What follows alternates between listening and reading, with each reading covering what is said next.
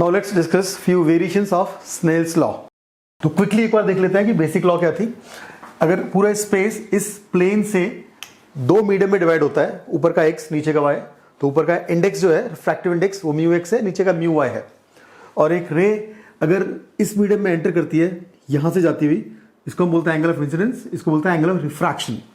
तो sine i by sine r equal to index of this medium by this medium, है ना। उसमें हमने एक फनी सी एनालॉजी भी ली थी कि रे इस मीडियम को छोड़ के वहां जाती है, तो इस मीडियम को बाय बाय बोलती है, तो बाय म्यू आई।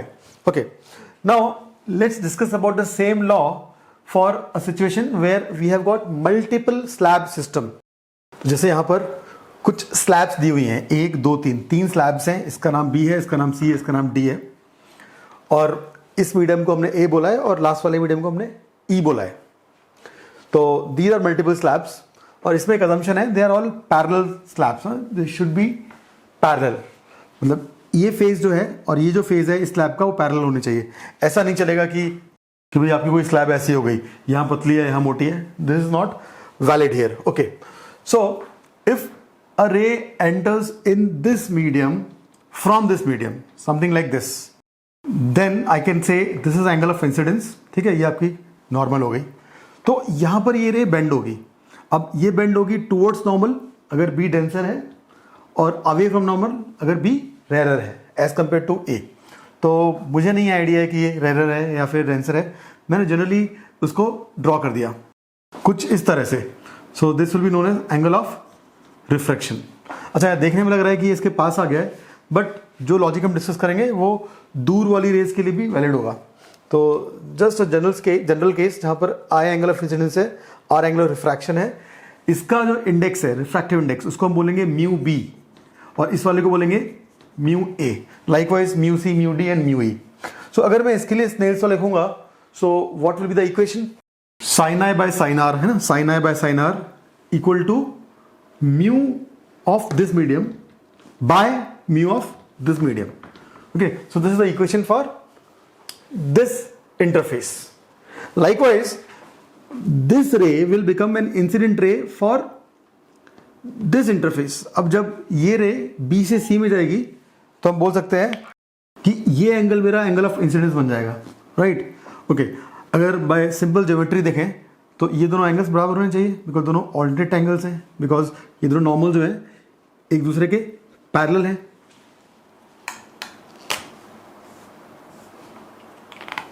इस तरह से तो कोई लाइन जब यहां से आती है तो ये जो एंगल है इस एंगल के बराबर होता है। ओके, नाउ यहां से रे वापस रिफ्रैक्ट होगी अगेन। इसके बाद दो ऑप्शन है, या तो पास आएगी या दूर जाएगी। चलो मैंने एग्जांपल के तौर पर उसको ऐसे बना दिया। तो अब ये जो एंगल है इसका एंगल रिफ्रैक्शन हो जाएगा।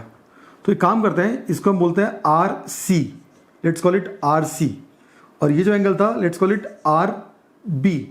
तो आपको समझ में आ गया होगा ये जो बी और सी सफिक्स है वो इससे आ रहे हैं, ठीक है।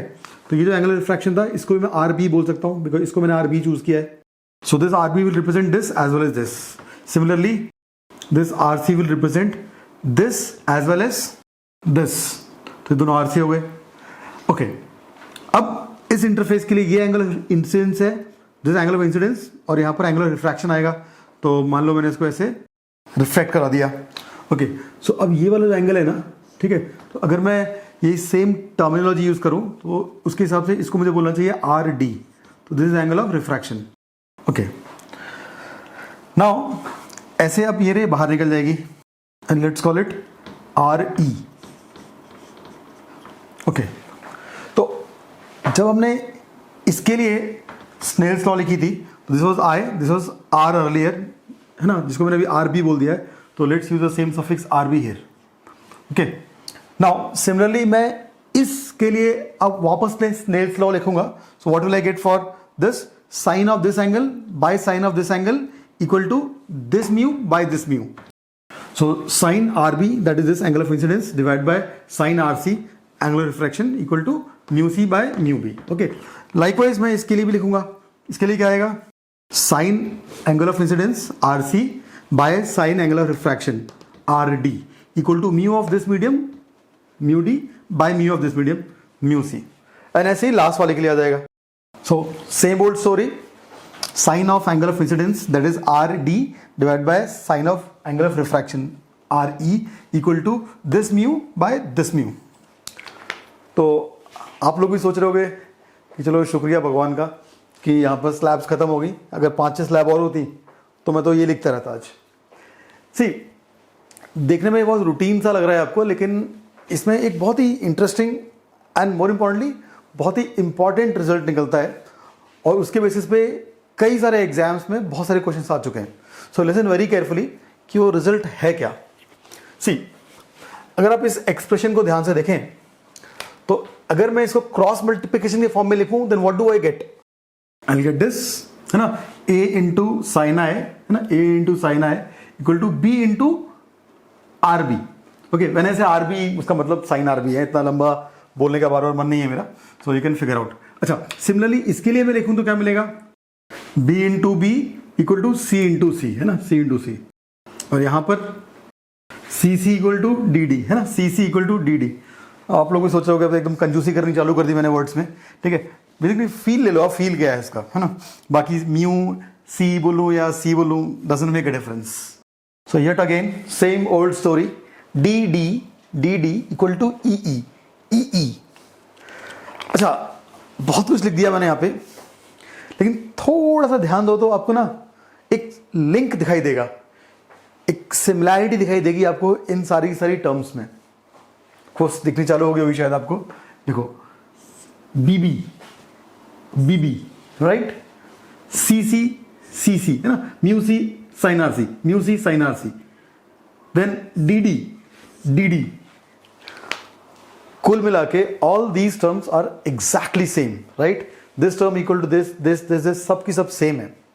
और वहां से एक बहुत ही इंपॉर्टेंट रिजल्ट हमें देखने को मिलेगा, दैट इज दिस केस।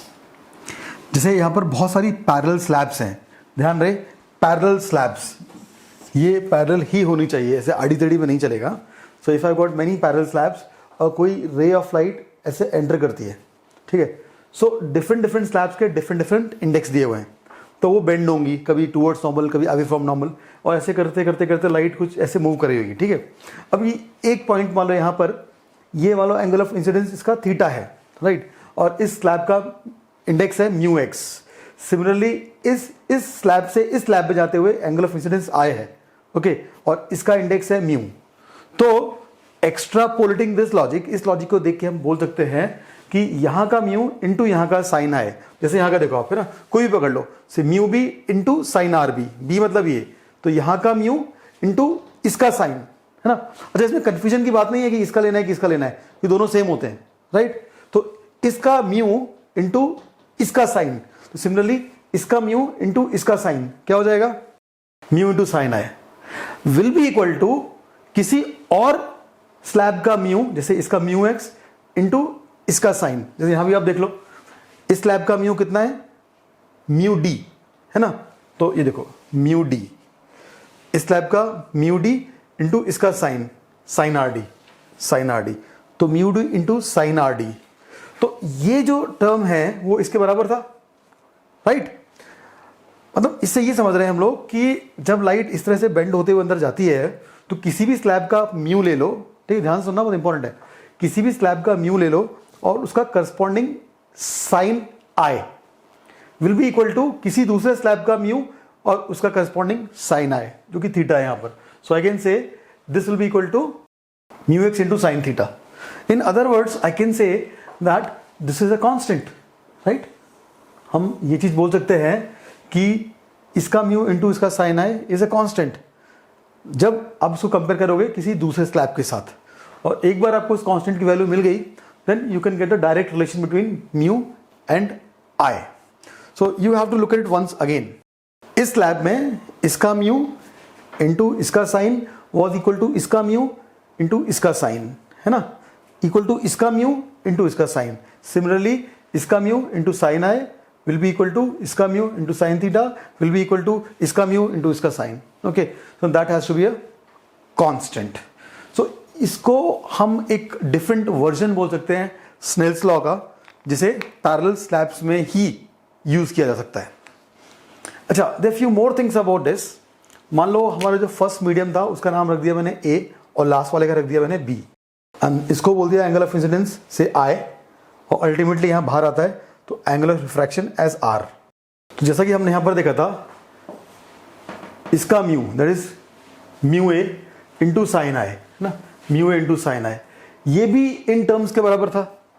तो यहां भी बोल सकता हूं इसका म्यू इंटू ये साइन आई, और यहां देखो आप लास्ट वाला क्या था ई, तो इसका mu into sine R E है ना, म्यू इसका इंटू साइन आर ई, तो ये टर्म भी इसके बराबर थी। तो यहां भी हम बोल सकते हैं mu of this medium into sine of this r. अब यहां से एक और इंटरेस्टिंग चीज उठ के आती है, दैट इज अगर आपने इन दोनों को इक्वल मान लिया, मतलब आपने बोल दिया कि ए और बी ये दोनों सेम मीडियम है, प्रिसाइजली इन दोनों का इंडेक्स अगर सेम है, रिफ्रैक्टिव इंडेक्स अगर दोनों का सेम है, तो ये दोनों बराबर हो जाएंगे। And from there what do I get? I get sine i equal to sine r, और इसका क्या मतलब हुआ? I equal to r, and hence if mu a equal to mu b it implies i equal to r. इसको अगर simple words में बोला जाए तो हम ऐसा बोल सकते हैं, if refractive index of these two medium, that is first and last medium, they are same, then this ray comes out undeviated। I equal to R का मतलब ये हुआ कि ये वाली रे जो है ये बेंड नहीं हुई है ना। देखो अगर ये I और R बराबर हुए, इसका मतलब ये जो रे है, ये वाली रे जो है इसके पैरेलल है। हाँ, हो सकता है कि एक ड्रिफ्ट आया हो, but they have to be parallel. So ये है इसकी पूरी समरी फॉर पैरेलल स्लैब्स। अगर आपके पास बहुत सारी स्लैब्स पैरेलल हैं तो किसी का भी आप इंडेक्स ले लीजिए, इसका म्यू इंटू इसका sine i, this will be a constant, ठीक है। और इसके ऊपर काफ़ी सारे प्रॉब्लम पूछे गए हैं, और in most of the problem होता ये था कि आपको किसी तरह सी के बारे में हिंट दी जाती थी, इसकी हिंट मिल जाती थी और इसके बीच का रिलेशन होता था और उसके बेसिस पे क्वेश्चन बनता था, ओके। और दूसरा इसका इंटरप्रिटेशन ये था, ray comes out undeviated if the first and the last mu are same, ठीक है। ये ध्यान से सुनिए, ये जो रे है और जब बाहर निकलती है यहाँ से, ठीक है, ये रे यहाँ से एंटर करती है फिर बाहर निकलती है, तो ये अनडिविएटेड रहती है। इसका मतलब क्या है? देखो अगर मैं इस रे को ऐसे एक्सटेंड कर दूं यहाँ पर, सो ये कुछ इस तरह से आएगी along this green line, okay. वो अल्टीमेटली निकली वो यहाँ से, लेकिन तो ये रे और ये ना दोनों पैरेलल रहेंगी। इसको हम बोलते हैं दिस रे केम आउट अनडिविएटेड, मतलब ये बिना डिफ्लेक्ट हुए यहाँ से बाहर आ गई है। हाँ, बट इसमें एक शिफ्ट आ गया, देखो there is a shift here, है ना। So though there will be a shift, ये शिफ्ट हो सकता है, मगर ये लाइन और ये लाइन पैरेलल रहेंगी अगर फर्स्ट और लास्ट मीडियम का रिफ्रैक्टिव इंडेक्स एग्जैक्टली सेम है। तो उसके बेसिस पे हम कुछ क्वेश्चन ले सकते हैं अभी। जैसे ये क्वेश्चन देखते हैं, इसमें दो पैरेलल स्लैब्स दी हुई हैं, ठीक है। यहाँ पर एयर है जिसका इंडेक्स 1 दिया हुआ है आपको, और इसका इंडेक्स 1.2 है, इसका 1.1 है और इसका 1.6 है। तो क्वेश्चन ये बोलता है कि एक रे इंसिडेंट होती है इस सरफेस के ऊपर with angle of incidence 53 degree. अब ये मीडियम इससे ज़्यादा डेंस होने की वजह से इट बेंड्स टूवर्ड्स नॉर्मल, है ना, ये टूवर्ड्स नॉर्मल आ जाती है, थोड़ा अंदर की तरफ बेंड हो जाती है, फिर इसको स्ट्राइक करती है, फिर वापस से बाहर जाती है, फिर फाइनली ऐसे बाहर निकलती है। This angle is given to be theta. तो क्वेश्चन ये है कि आपको थीटा की वैल्यू निकालनी है, you to find the value of theta if refractive index of this medium is given to be 1.6। तो पॉज करके आप खुद ही सॉल्व करो उसको एक बार, ओके। तो हम देखते हैं इसे। अभी थोड़ी देर पहले हमने पढ़ा था कि जब भी आपके पास कुछ ऐसी पैरेलल स्लैब्स होती हैं तो आप बोल सकते हो किसी भी मीडियम का म्यू इनटू उसका sine i will be equal to constant, right. And ये चीज वैलिड होती है यहाँ भी और यहाँ भी। तो कैन आई से दैट दिस रे विल कम आउट अनडिविएटेड, मतलब कि जो ये रे है इसके पैरेलल ये रे है, ऐसा बोल सकते हैं? ऐसा नहीं बोल सकते हैं, because first and last medium are different. ध्यान रखना, फर्स्ट और लास्ट मीडियम सेम नहीं है। अगर इसका इंडेक्स 1 होता ना तो मैं सीधा बोल देता कि जिस एंगल से ये इस पर स्ट्राइक करती है उसी एंगल से ये बाहर निकलती है, मतलब थीटा 53 डिग्री के बराबर हो जाता। बट कब? जब 1.6 और 1 बराबर होते हैं, तो ऑफकोर्स नहीं होते हैं, राइट। तो इस केस में हम क्या करेंगे, हम बोलेंगे किसी भी मीडियम का म्यू इंटू उसका साइन, जैसे इसका म्यू इंटू इसका साइन। बट कोई पॉइंट है क्या लिखने का? क्योंकि हमें ऑफकोर्स इसका एंगल पता ही नहीं है, तो why do I get into this? मुझे इसके बारे में पता ही नहीं है, तो मैं क्यों अननेसेसरली इसके बारे में लिखूं? हाँ, ये म्यू मुझे पता है, ये एंगल मुझे पता है, तो I will write mu that is 1 into sine of 53 degree, ये जो टर्म है ना, ये 1.2 into sine of this angle के बराबर भी होगी, equal to 1.1 into sine of this angle के बराबर भी होगी, equal to 1.6 into sine of this angle के बराबर भी होगी, राइट। सो बट ऑब्वियस है, I will jump on this directly, that is 1.6 into sine theta. अब इसको इक्वेट कर दो आप, राइट, और आराम से सॉल्व करके हमें मिल जाएगा इसमें sine 53 is 4/5, right, 1.6 into sine theta. तो सिंप्लीफाई करके I will get sine theta equal to half and hence theta is 30 degree. तो आपका आंसर आ गया ये 30 डिग्री, ठीक है। तो इसमें जो बेस्ट पार्ट था वो ये था कि without actually bothering about these things, इनके बारे में बिना कुछ एनालिसिस किए हम डायरेक्टली इस मीडियम को और इस मीडियम को कंपेयर करके आंसर निकाल सकते हैं, and that will be the trick in most of the problems. In fact जब क्वेश्चन ट्रिकी होंगे ना बहुत सारी, तो उसको इतना कॉम्प्लिकेट कर देंगे ये कि आप इसमें घुस ही नहीं पाओगे इसके अंदर, और ना ही हमें इसमें घुसना है, ओके।